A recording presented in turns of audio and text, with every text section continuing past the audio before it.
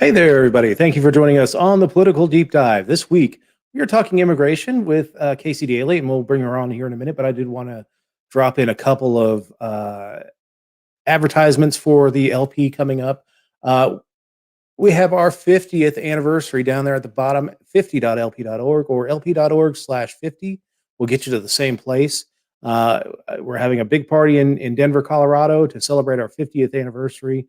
Would love to see everyone out there having a good time. There's going to be no meetings, no politicking. There's, of course, going to be political discussions, but just getting together and celebrating 50 years of being a party and all the great work that our activists have done. So I encourage everyone to get involved with that. Also, we have our regional affiliate training, regional affiliate and campaign training initiative. If you go to mylp.org/2021 regional affiliate and campaign training initiative with hyphens between all those words, you can get there. We have trainings in Norfolk, Virginia. We've got trainings in Newark, New Jersey, Salt Lake City, Utah. There's I can't remember exactly where in Colorado, in California, um, Des Moines, Iowa, and we've already had one in Atlanta. I know I'm forgetting a couple, but go to that website and check those out. We're trying to get this organization with as many trained volunteers to go serve in not only affiliates but in campaigns. And I think it's vitally important that we get as many people to those events to train so that we have a great cadre of campaign treasurers, affiliate chairs, campaign chairs, or in campaign managers, and you get certified. You get a certified training with that. And as we go on, we're going to continue doing trainings that you can build on your experience with, and that way you can take that back to your home state and run campaigns, be a treasurer of an affiliate. It's a great way to get involved and get training and professionalize the organization. So I highly recommend it. Great people like Kara Schultz, Tara DeSisto, Tyler Harris will be involved. Andy Burns will be involved in CRM training. There's the list of the trainers is kind of a who's who of LP and getting people elected and getting affiliates off the ground and IT issues. So I wholeheartedly recommend this training. I'll be in Norfolk, and I look forward to seeing some great Region 5 activists there, and we can talk and have a good time and learn a lot of good stuff. So again, that's the two things I want to advertise for the LP heading into tonight. But my guest tonight is Kasie Dailey. She is a marketing consultant out of Texas, but she also is a great liberty activist. And we'll talk about some of her liberty activism and everything. And I look forward to talking to her about those things. But we're also going to talk about the crisis at the border and what we as libertarians can do to help address that crisis at the border. And she's got some great outreach that she's doing. So let's go ahead and bring her on. Kasie Dailey, how you doing? Hey, David. Hey, everybody. Nice to see you guys. Great. So let's talk. Let's go ahead and introduce yourself. Tell us about yourself and what you're all about. I am all about liberty. So that's it. I'm with People for Liberty, and I also help Libertarian Party of Texas with a few things as well. I'm a secretary in the Brazoria County. I help with the newsletter with Libertarian Party of Texas, but my main kind of activism that I help with is People for Liberty, and which is really a bipartisan organization. They aren't focused on a specific party, but they do work with Libertarian Party, obviously, and just anybody that's really interested in liberty. And so their big promotion is about people versus politics and just trying to get out of the politic arena, really, just to try to make things happen without all of the voting and nuance and drama that happens. So really proud to work with them. They're a great organization. Absolutely, and I know a lot of the principals there, and have my show having been on the air with People for Liberty for a while before I came over to LP TV. It's a great organization. I love People for Liberty, and we'll talk about them a little bit later. But Uh, what got you into the liberty movement? Oh, well, it's everyone. Ron Paul, right? Like Mhm. always, good old Paul. But yeah, I mean, he really drew me in with it was right around 9/11, and it was right around when I started realizing that we are the world police. And he really came strong to me with the message of not being the world police. And I started learning more about it. But I was more of like a keyboard warrior. I mean, I was like a shit poster really for a long time. And then during the Gary Johnson election is when I started really kind of understanding the cards that were stacked against us. Oh, hi, Martha. um, but yeah, the cards that were stacked against us. Oh, and hi, Lauren. Oh, sorry, I'm getting distracted. So anyway, I was getting distracted. I was getting distracted. But yeah, I was understanding like the cards that were stacked against us during the Gary Johnson election. I started seeing like, I think really what stuck with me during Gary Johnson was two things. It was the debates, right? And like I really understood what was going on there because he was so close, and then they changed the rules and it was like, whoa, what happened? Why did they change the rules? And why won't they let him speak on this debate stage? And it really stuck with me there. And then also, he had a great message of immigration because at that time, I had been seeing all of the immigration issues through Obama and prior, and me being in Texas, it was really more of I didn't understand, like, why are all these people coming across the border? Like, what's going on? I didn't have like the background history of like how US has messed with the governments down there and all of the problems that we have caused to mess with their government systems and are really creating the problem across the border. I didn't understand any of that. And but whenever Gary Johnson was like, it's really simple, just give them a work visa. Background check, work visa, like it's done. Like we don't need to worry about government health care or any of that other stuff because it's like they've traveled hundreds of thousands of miles through unbelievable circumstances to make it here. All they need is a work visa. They will make it. Okay, they'll be fine. So that really stuck with me because I, was starting to understand and see more of the people that were here and hear their stories and things. And so yeah, I think that's what all this kind of brought up. That's why we're doing this now, is that I feel like over the past 4 years with Trump, and then even during the last election, I didn't really see a whole lot of emphasis on, I heard a lot of emphasis on the border problem and policy, but I didn't really hear a lot of border solutions. Like, what are the solutions that libertarians talk about? So that's what I want to kind of emphasize in this next thing that we're doing. Excellent. So, well, let's talk a little bit about your prior activism. In fact, Lauren Pulsler brought it up that you were the brains behind the Let Her Speak campaign. You were talking about debates earlier, and this was an effort to get Joe Jorgensen on the debate stage. So go ahead and tell everyone about that.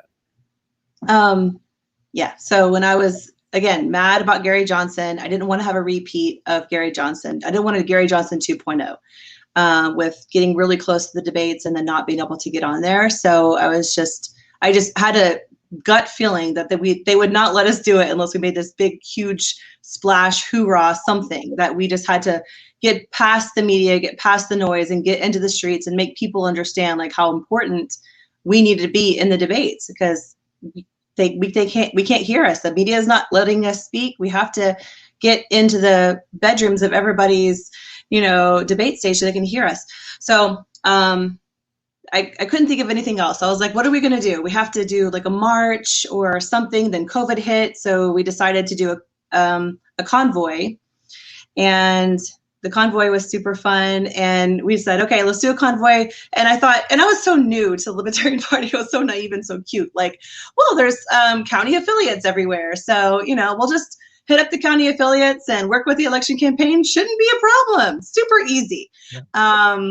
Yeah, that was kind of hard actually, but it worked out. I mean, we ended up having convoys in every state at the same time. There was at least one convoy in every single state, so that was pretty cool. And there was about 2,000 people that showed up on the same day, and Twitter went viral that day, and everything. So it was pretty cool. But yeah, thanks for all the props. It was really fun. But yeah, I think it was just like I was kind of leading the charge, but obviously we couldn't have done it without all of the crazy libertarians who decided that was something that they also wanted to do. So everyone decorated their cars and all showed up at the same time and had bullhorns and just traveled down their whatever main highways, main streets, yelling, let Jo Jorgensen speak, let her speak, like all kinds of crazy. And it was super fun. Like in Houston, there was like 50 cars. And so we like literally were stopping traffic. It was really fun. But yeah, that was my first experience in libertarian activism. And yeah, so ever since then, I just decided, I've been learning a little bit more about how everything works since then. And working into more like online events, really, because you can reach out to more people and carry a stronger message. So that's why we did Peaceful Warrior Day, and then we're doing this. There's lots of like People for Liberty does online events all the time. So I think it's really effective in that avenue. They just had a Juneteenth special this weekend on Saturday, and they had a 420 special. They do great programming, and I encourage you to go to people, the number 4liberty.org, to check them out, or facebook.com/people, the number 4liberty Inc. I remember this from my broadcast of these on their channel. So, but there's great events going on all the time. And one of the cool things about People for Liberty is that if you're a political party affiliate, LP affiliate, or whatever, and you want to put on your event on their page, they'll put it up on their page, and it comes up as the upcoming event. There's, I think, Sevier County, Tennessee has an event up on the page. It's basically trying to get people to plug into the Liberty movement. So your efforts actually got you from former Chairman Joe Bishop Henchman, the LP Activist of the Month. What was it, August or September of last year? I think it was August, yeah. It was surprising too, actually. I was like, okay, wow. You were the first one because he had just taken the chairship at that point. How does it feel to get that kind of recognition? I don't know. I mean, I was just, like, thanks. I guess it's better being recognized. I'm like, I'm not being recognized because I'm a girl. I'm being recognized because of my work, and so I think that's important, is that like whenever the Libertarian Party recognizes people, it's not because of gender or race or sexual influence or anything. It's just about like who you are, what you can bring to the table, what your voice is, what your passions are. And so, I was pretty surprised, but it was pretty cool. But, and I love Joe. Like, I mean, I'm super sad about him stepping down, and he's a wonderful, him and Ethan are wonderful people. So they are, absolutely. So let's talk more about People for Liberty. Give some background on one, your involvement, and two, what. I talked a little bit about People for Liberty, but what are the core things that People for Liberty does? Well, People for Liberty, it's funny because me and Lauren knew each other before all of this. And so she was kind of like in my networks. We both live in Houston and everything. And so whenever she was pulling together people, she wasn't coming up with a pack. She was just coming up with people to like, I'm trying to do something that would be more focused on getting all these activists who are super passionate. We need to give them an avenue, because right now they're having to go through like major channels that are having to be approved and all these different, hierarchies and stuff. And we just want to give them like a way to do whatever they need to do. And so we're just trying to bring in people to do that. So we started doing that. And then around that time is whenever we came up with the idea for Let Her Speak. And at that same time, she came up with the idea for People for Liberty. So it was just like all kind of happening at the same time, very organic. And so she's been really critical to the success of every activism campaign, or People for Liberty has been very influential in every campaign that I've tried to do. And what's neat about them is that any person that has a really strong idea, is really passionate about something, you can definitely talk to Lauren or Dan or Holly and say, hey, this is something that I'm really interested in. This is what I really want to try to do. I feel like there's a niche here that I can try to do something. They'll be very receptive. They'll listen. They'll say, okay, well, let's try to find you an avenue. Like, what do you need? Do you need a podcast? Do you need a campaign? Do you need, what do you need? And they'll work with you on those resources. So I think that's pretty amazing how they're kind of like, I view them as like the rec center of the Libertarian Party, how a rec center has like all these different events and all these different things happening. They're like the rec center of the Libertarian Party. And so I'm excited to watch their growth trajectory and stuff. Yeah. And, again, I've dealt with the principals before. Dan Fishman is one of my favorite people on the planet. He's such a great guy. Consider him kind of my LP mentor because of, just the calming influence that he has. And Lord knows he's talked me off of a couple of cliffs before. So, yeah. So let's get to the heart of the matter that we're going to talk about tonight. That's the immigration issue. It's a hot button issue. Obama deported immigrants. Trump demonized deported immigrants, separated families, locked up children at the border, and tried to build a wall. And showed Biden, despite running on stopping building the wall and freeing the children and all that stuff, admitted that they're going to continue to build the wall in Texas, and they're continuing to lock up children in facilities that are overpacked, understaffed, under-resourced. So tell us about the humanitarian crisis at the border, particularly in your own state. So Texas is a huge state. So it's like the biggest part of the southern border, and so there's so many ways to get into the state, and there are really criminal people who are trying to do that. However, those criminal people would not be in business if it weren't for our government creating those problems, creating those restrictions, creating those people who they can't, the legal ways to get across the border are so fraught with error and so high stakes that you can't, it's not reasonable. So I feel like that's the main problem, and I've been seeing it for decades. It's a big problem. Right now there's 19,000 unaccompanied youth in facilities across the nation. And these include makeshift shelters, and many of them have over 100,000 minors. Not 100, 1,000 minors each. One in particular that I was really just threw me over the edge was Fort Bliss. So there's 5,000 kids in Fort Bliss. Fort Bliss is only designed, it only has 900 beds. And those kids, they don't have underwear, they don't have medical treatments. Prison would be better for these kids. At least they would have underwear. And they're separated from their families. They're they didn't do anything wrong. They came over here. They didn't do it. They're not criminals. These are children. Yeah. And then, the Biden is now saying that he's planning on expanding that capacity. Instead of saying, okay, we need to get more children back to their back to their families. He's saying, well, let's just take Fort Bliss and double it. Let's make it to where 10,000 kids can go in there now.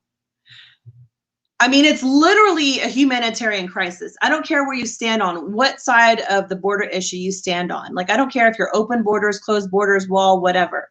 This is a humanitarian crisis. Okay. So, and the big thing that I've seen, like I said before, the libertarian movement hasn't really focused on, it's focused on the policy, like which way should we go? And there's been big arguments about that. But in the meantime, government's doing what government does. It just keeps on going. It keeps on building. And hey, you know what? There's profit in those prisons. Just the reason why they keep throwing all the other people in prisons. There is profit in those prisons, and those children are just a dollar sign. Yep. And so I have a question about the whole thing here is that, this really, I mean, let's not pussyfoot around on the issue. These kids are prisoners. They're not free to go. They're held. It's worse than prison. It's not prisoner. It's worse than prison. Well, no, I agree with the way that they're not maintained. Can a case be made legally that the conditions constitute cruel and unusual punishment? I would say so. 98% of the people who work inside the facilities, the employees, say that it's what did they say? It's appalling. So they were polled. 98% of the workers there say it's appalling. The conditions are appalling. Yeah, if you so got workers are saying, because of course they're not going to leak out. Like there's no media can't cover it. You can't go in there to see this. This is all closed door. It's more locked down than like, Guantanamo Bay. Like it's more like they do not let out information around this area. And so, yeah, they're saying 98% of it is appalling. I can't even imagine what these kids are going through. I would definitely say it's a humanitarian crisis for sure. Yeah, I mean, you got 5,000 kids in a 900 bed facility. That should shock anyone into action. This is just to me, it's unfathomable. I mean, they're on a U.S. military base. Yeah. You can't get anything into them. You can't get anything. You can't get them out of there. Absolutely. It's just perverse of what they're doing. Yeah. And now Government Abbott, who was all, when during Trump administration, he was all like, this is wrong or whatever. Now Trump's gone. Now he's saying he's going to finish building the wall. But he, with the kids and the underwear and the medical and the proper bedding and all the stuff that did proper care of these children, well, that's a federal issue. We can't pay for those kids, but we can pay for the wall. But we want to finish the wall, which does not solve the problem. Okay. It's proven to not solve. I mean, look at any time there's been a wall. Has it ever solved a problem? Oh, I know. I mean, like regardless of where you are on the wall. Again, I don't want to get into policy. This is not about policy, but like him saying, he's now wanting to do the wall, and now he just came out and said, well, we don't have enough immigration camps, so now we're going to throw everybody in actual prison. So we're going to start using, I guess, our prison systems just need to be more, need more profit. So we're going to have to put more people, more immigrants as prisoners. They're going to be prisoners when they come in. It's the perverse incentive to put people in jail because you're going to, the jails need to be filled. It's perverse. And I can believe that a politician's pulling this, but it shocks me that people kind of turn a blind eye to this. Yeah. So as a libertarian or anybody who's watching this show right now, what can we do to help? Okay. So, like we're all bitching. I've been complaining. That's all good. And, we've been complaining for decades. It feels like, and I feel the same. I'm just as angry and passionate as everybody else. But like, I've been talking to some of my friends who are in the ground, on the ground floor, working with these immigrants. Many of them are Democrats. Okay. Obviously they care and they have the resources, they have the funding. And so, So, but this is not a bipartisan, this is not a partisan thing. This isn't about Libertarian Party, Democrat Party, or Republican Party. This is about how can we help?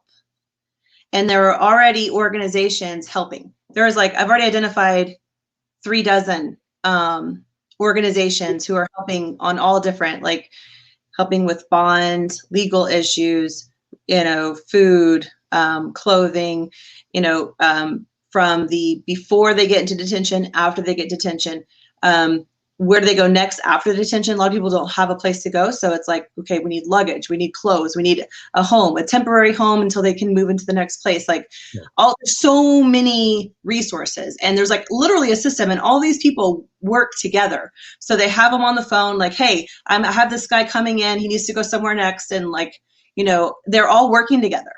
And, but the Libertarian Party doesn't know anything about this. And we're all about volunteerism, right? Like we are all about the government getting out of the way and people helping. Well, that exists, okay? There's a lot of it that exists.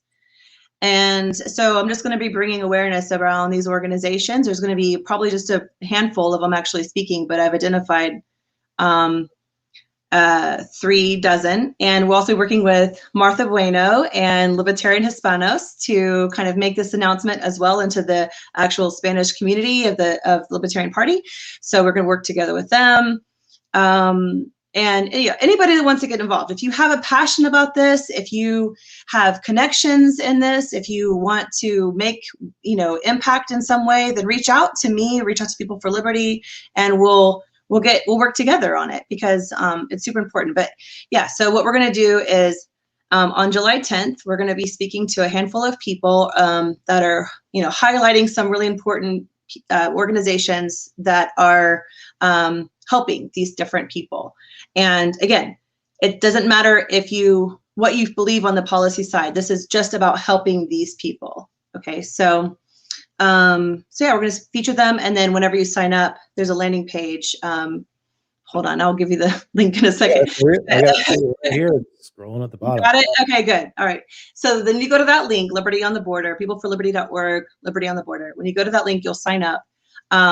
We'll, in about a week or so, I'll send out an email that says, like, here's all of the organizations and what they do and how they need help. And you can basically choose, like, how can my group, how can my team, how can my county, how can my state, how can we help one of these organizations,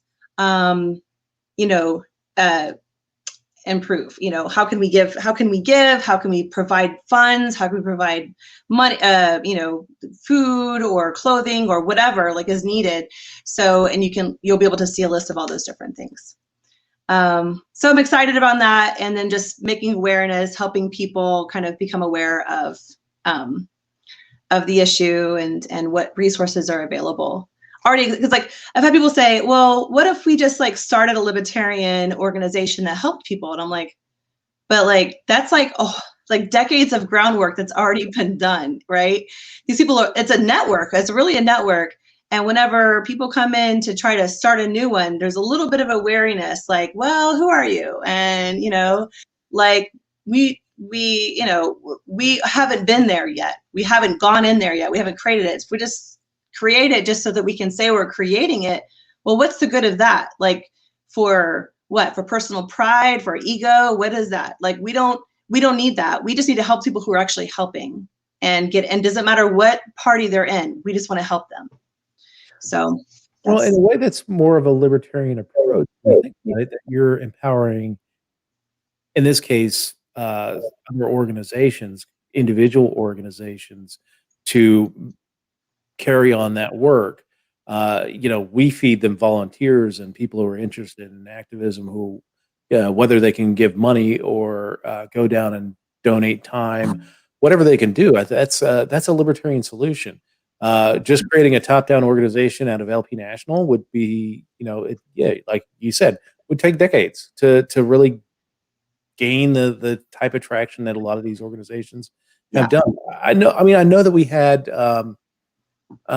during our activism contest last year, Pat Ford and Tom Mann were down in Deming, New Mexico, and they did they had 2 days where they were, well, actually more than that. It was a few days. They were down there What they do in Deming is when they release people from detention, they just dump them in the town square of Deming. It's a major humanitarian crisis just for the town because all of a sudden you've got like hundreds of people just dumped on your town. Deming's not a big town.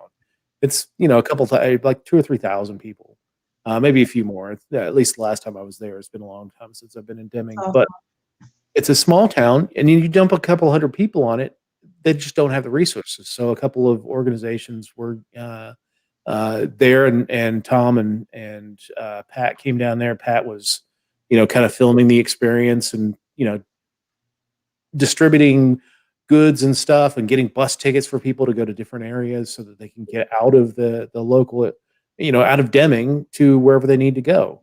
And they actually went across the border to people who are waiting to come across the border and talk to them and kind of clue them in on resources they need and things like that. But yeah, there are already tons of organizations that are doing this right now, and I'm so glad that this is the approach that you're taking. So tell us about some of the organizations that you haven't identified.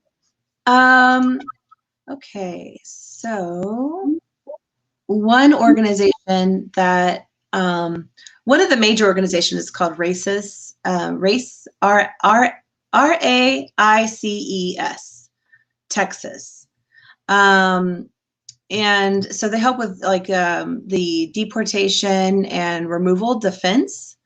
They're very, very prominent, one of the major ones that are down here. So we are talks with them, and there's a whole long list. Team Brownsville helps with asylum assistance. So,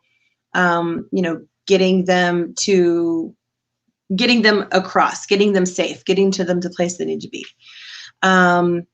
Then there's Lawyers for Good Defense. It's basically funds to help, to get the defense that they need to get them out of the detention centers, and get them where they need to go.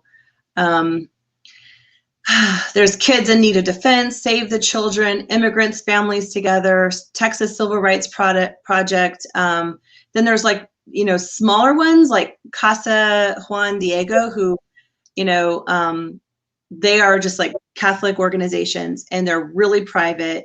They don't do any kind of marketing, any kind of announcement. So everything they do is just really kind of quiet and helping individual people as they need it. But they do really good work. So, lots of little places like that. Austin Border Relief Volunteers. There's angry tias and abuelas. So a bunch of angry aunts and grandmas who have teamed up and are just, want to take care of their babies. You gotta watch out. You run afoul of them, they'll chuck a chancla at you. I'm surprised they haven't hit Greg Abbott. Tagline: I'll tuck a chancla at you. Yeah. But yeah, like all kinds of things. No More Deaths, Project Lifeline, Interfaith Welcome Coalition, Families Belong Together, Grannies, another one, Grannies Respond. Just, Feel Houston is another one. There's a whole lot, just a whole long list of different organizations that have been identified. And if you know of any other organizations, hey, reach out to me. I'll add it to the list. I want to make sure that there's just a long list of resources with what they do, who to reach out, what they need. And then you can, as a group, whoever, your church, your county, your state, whoever, if y'all want to do something to help people, then y'all can choose from the list and pick something that that is speaking to you. But, I just really want to make sure that people understand that there's already resources out there to help versus just complain all the time. So. Yeah, and that's the great thing about this is that you've got a variety of groups. So if you're interested in this issue and you want to help, there is going to be a group for you to get involved with that highlights your skills or whatever you can bring to the table on this one. So I think this is a great one. I actually love the Abuelas and Tias one. That's I want to support that one. Yeah, and one that I thought was pretty interesting is a place where you can, if you want to like house somebody that was coming out of detention and they don't have a home, you can basically be, like a home for them, a temporary home.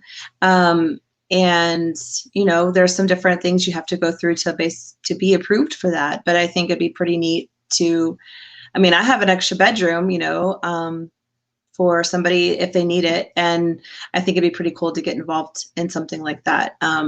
You have to be able to support them with, different things while they're there. So you have to be able to be prepared for that. But I think it's a pretty cool organization for people who just want to help like individuals in their next stage trajectory of life. Yeah. Sort of like a foster care program, but it's really for people. Yeah. That's what I was so, we can talk a minute about, you touched on it earlier. People, I always get the weird paradox when it comes to people talking about people coming across the border. That, we can get to the debates about welfare or whatever that is. But, what people just don't understand what would drive someone from, let's say El Salvador or Honduras, one of those countries, to go, thousands of miles on foot, on top of a train, across deserts, searing deserts, cold deserts at night, to get across the border. To me, that's a lot of what people just don't understand about this whole issue is what is driving people to come across the border. It's not even welfare. It's about a better life, right? Yeah.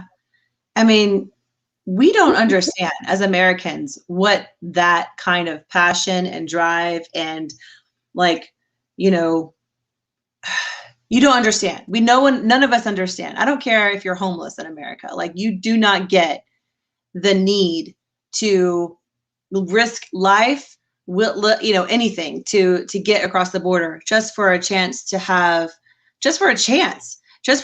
get out of the guerrilla warfare, just to get out of the awful governments who are stealing from people, just to have an opportunity for work, just to not get not worried about your kids getting hooked on drugs or getting involved in these awful gangs and all whatever. There's so many reasons that people are leaving their homes. Think about Mexico, and it's one of the most beautiful places on the planet. Yes. I don't care if you're dirt poor, you live in Mexico, you're doing pretty good. If it's available to you, if it's a good place to live. But we have made it awful for them. We have weaponized them. We have divided them. We have, we've just made it awful for them. And we've encouraged the division. We've encouraged the war on drugs as a big problem over, our big war on drugs here caused, a big upspike in production so they can get it across the border, illegally. And because people still wanted their freaking drugs and, and so like this whole propaganda crazy, I don't know. It's a big mess and we have just really messed it up for them. But the biggest problem I think is just they don't have opportunity. And then they look at America and they think America is opportunity. And, a lot of them are really sadly, when they get here, they understand hey, there's not as much opportunity as you thought, but it's better than what they had. It's better. There's more opportunity now because of what's gone on with the lockdowns and the labor shortage. There's much more opportunity. I see why this is a flame of a better life for a lot of people because we do have a labor shortage and People for Liberty just posted in Latin America and their communist and Marxist regimes. We can talk about Venezuela. We can talk about Ecuador. It just they're running from in Nicaragua. they're running from bad regimes. They're running from the war on drugs. They're running from narco gangs, Socialism. They're running from fascism, socialism. It's awful. Like they just, and it's you the know, capitalists that the capitalism they're seeking. They're seeking a better life that is provided by opportunity, and that's what the United States represents. and Martha is a very good speaker on this because she understands. Like she's Cuban and she's got like all of her family was Republican because it's like they are absolutely against anything that looks like socialism, right? And that's how a lot of Hispanic cultures are. It's very like once they get here and once they've been through it, they don't want anything involved with socialism. And I get that. Like I get that, but also, what are we going to replace it with? We got to replace it with people Mm-hmm. who care, and we got to make those resources available. So, it's not just in theory. This is not just going to be an in theory conversation. This is going to be like, what are you going to do? Like, are you going to which organization are you going to choose? How are you going to help? And if you are not actively helping, then don't complain. Right? Yeah, Like that's how I feel, honestly. Like if you're not actively helping, then you don't really have a voice to complain. You can complain all you want to, but honestly, if you're not helping, then like it doesn't matter, you know? So you don't have the passion, you don't have the visibility, you don't hear the people who are dealing with these people every single day, then you're not going to have the insight and the compassion that you need to be able to say what you need to say about the border, sure. We did have a question. I know you don't want to talk about this, but I will talk about it. Okay. Talking about welfare with regards to the border issue. Border. Well, put it back up. I didn't read the whole thing. What did it say? Sure, sure. Here's my take on it. Welfare is a bad government policy. I'm not going to restrict human freedom. And Yeah. you can talk about the Constitution all you want, but human freedom is, to me, higher than bad government policy. So if you're going to make me choose between welfare and open borders, I'm going to choose open borders because that is human freedom to move. Freedom of movement is key to being able to,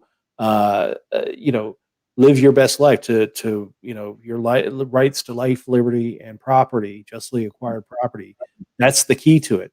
If you're tied because of some arbitrary line in the sand, I live on the border of West Virginia, and I can be in Maryland, Pennsylvania, and Virginia within an hour. All three of those states. I can be in D.C. in probably an hour and 20 minutes. I will have crossed several borders. There's nothing about territorial integrity or anything about that. There's no screams about get those dang West Virginians out of Virginia. I mean, to me, it's just freedom of movement is what has made America great, and that is, that's human freedom. So that's my. No, you're totally right. I mean, and I'm glad we addressed it. I know it was, to me, it's like, I don't want the conversation around the border policy to be the main focus because it can be so divisive. But you're right. If I have to choose, I'm going to go open borders all the way because, like you said, look at the government, what is the government doing? Trillions of dollars to all these corporations and all these cronies and stuff. Like you can't, like we can filter a few extra dollars to people who need to come down if we have to. Okay. But like, regardless, if I have to choose open borders and welfare, like I'm going to choose open borders. And if the welfare system that supports them, then like, okay. But right now, currently, they are not supported through the welfare system. No. They have to be supported through volunteer organizations. So, like literally, this is the most libertarian group of people because they are not supported by welfare until they get those, those things. So, citizens. Yeah. I mean, and I will always harken back because most of the people say, well, yeah, we don't know, they don't get actual welfare programs, but they're able to go to school and get health care and all that stuff. I always harken back to the Bush versus Reagan debate where they talked about immigration and should we educate children from immigrant families. And it's like, why not? Why wouldn't you help your neighbor uh, Yeah. get educated? And maybe they return one day to their homeland and build a better society there, or they may build a better society here. There are so many immigrant-run companies that have exploded in the United States that have really moved the ball economically forward. There's really no loss to it. So There isn't. I mean, their only concern is like, well, that person doesn't speak Spanish, or I mean, what is your concern? Like, you're afraid that this person who's of a different heritage is going to come into your child's classroom and what? Like, teach them what's the the Spanish problem? swear word. Like, Teach what them. is the problem here? So, you have to think, like, if they're here, let's take care of them. We have the resources, we have the capability. Like, just plug them in the system that's already there. And then, like, it's not a great system in the first place. So it's No, not like we're talking about the Taj Mahal or something, it's like, absolutely. yeah. Yeah. But, get them the resources. And yeah, so many immigrants, so many children of immigrants have come and just like come through the American cycle and have done so amazing good works in the system, and really appreciate, I would say, more than the not native born Americans, really appreciate what America has to offer and really instill American values into their children. So, if anything, we should be supporting these people coming across the border. But whatever your stance, okay, whatever your stance, this is all about getting those people who are there the resources they need. So, what does your heart say? Does your heart say we need to help these people? Then let's do this. But if your heart is like not saying that, then I'm sorry for you. But like, you should really check that, I think. Yeah. Yeah. Sure. Absolutely. Again, let's plug the event Liberty on the Border. It's going to be on July 10th. And July July 10th, if in the afternoon. So I think probably noon Central Time or something like that. We haven't decided, I think, but or maybe we have. I don't know. It's all kind of new, but I think it's around noon Central Time, and yeah, and so we'll be working on the lineup, and we'll have a whole bunch of resources available for you, and yeah, and if you want to be involved, you want to help spread the word, if you have people that you want me to talk to, connect to, anything, just reach out to me. So I'd be glad to talk, or People for Liberty. I mean, either one of us. We're all together. So. yeah, and if you want to get alerted, there's a sign up at the peopleforliberty.org/liberty on the border website, so you can get reminders. I'm sure there's a Facebook event at people4liberty. I'm sorry, facebook.com/people 4 Liberty Inc. There'll be a event there, and that's where it's going to be broadcast on. So Yep. sure to get the reminders there. It'll be on YouTube. It'll be on Facebook. They have similar to here. They have a StreamYard and all that good stuff. It's going to be an online thing, and so you'll be able to catch up to it. If you miss it, we'll send out the recording via email too. So just sign up on the landing page, and you'll get all the resources that you need. You'll get the recordings that you need, and then just decide. You can make decisions on what you want to do with it afterwards. But I hope everybody, takes action on helping organizations, make impact. Yep, and there's peopleforliberty.org website, and again, people the number 4 Liberty Inc. is the Facebook page. So, any other things you want to talk about? I mean, come join us. You're awesome, David, and I really appreciate everything that you do. And you're a powerhouse in the liberty movement. So thanks for having us, and look forward to working with you soon. Absolutely. My door is always open for People for Liberty, and whatever you guys want to do, I'm appreciative and supportive. So Awesome. Thank you so much for joining us, and I'll go ahead and close out the show here in a minute. But okay. Well, it's nice to have you guys, and appreciate everybody. I'll see you later. Absolutely. Thank you, Kasie. Bye. All right, so we have come towards the end of the show. Again, I wanted to plug the 50th anniversary, 50.lp.org or lp.org/50. Either one will get you to the right place to sign up and come join us in Denver for a party. I would love to see you there. Come hang out. Ask me about my last week. I did not touch on the events of last week, and I know that people are curious about my positions and all that stuff. I'll probably lightly address them on the After Dark show, which will start at 9:30 on my personal channels. Um, but really, the liberty movement is stronger than any one person. The liberty movement is it's an idea that I don't know how to run your life. You don't know how to run my life. We are libertarians. We know best how to run our lives. Can I take advice from you? Sure, absolutely. I take advice from a lot of people, including Dan Fishman, one of my favorite people in this world. Um,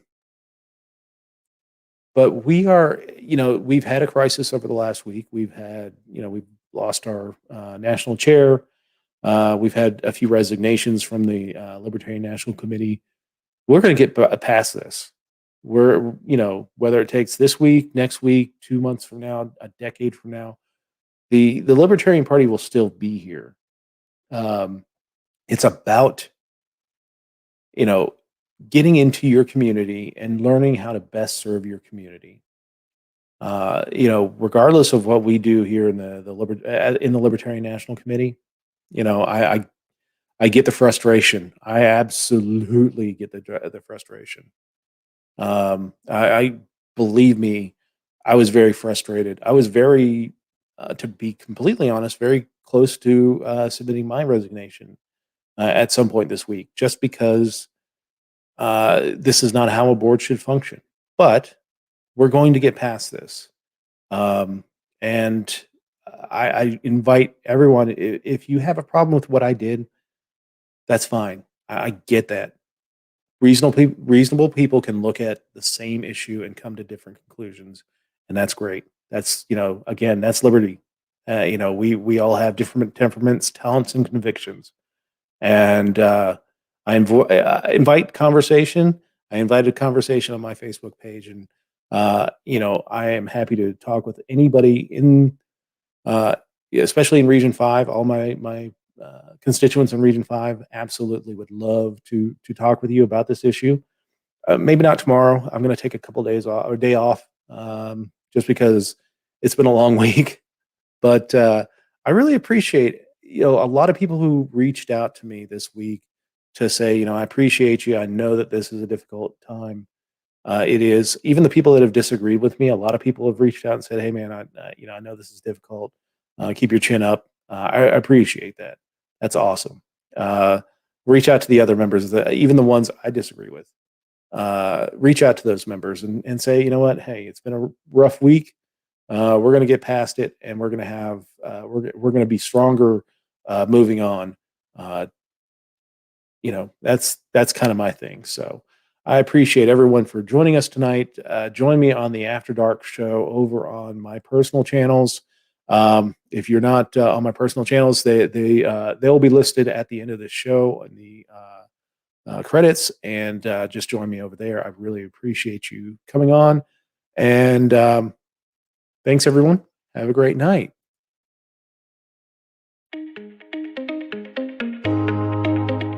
Thank you for joining us on the Political Deep Dive. We air every Sunday night at 8 p.m. Eastern. You can get regular updates on our show and our guests by following us on social media on Facebook.com/thepoliticaldeepdive, all one word, on Twitter.com/politicaldeep, all one word, on YouTube.com/Papaduke, PAPADUKE, on Twitch.tv, The Political Deep Dive, all one word, and on Mondays, the audio of this episode is uploaded to SoundCloud.com/The Political Deep Dive, all one word. And you can join in on the fun on Instagram.com/The Political Deep Dive, all one word. The best way to support the Liberty Movement is to join the Libertarian Party at lp.org. Give us a like, a share, and a subscribe on whatever platform you're watching from. It helps extend our reach, and we greatly appreciate it. We look forward to seeing you next Sunday night at 8 p.m. Eastern.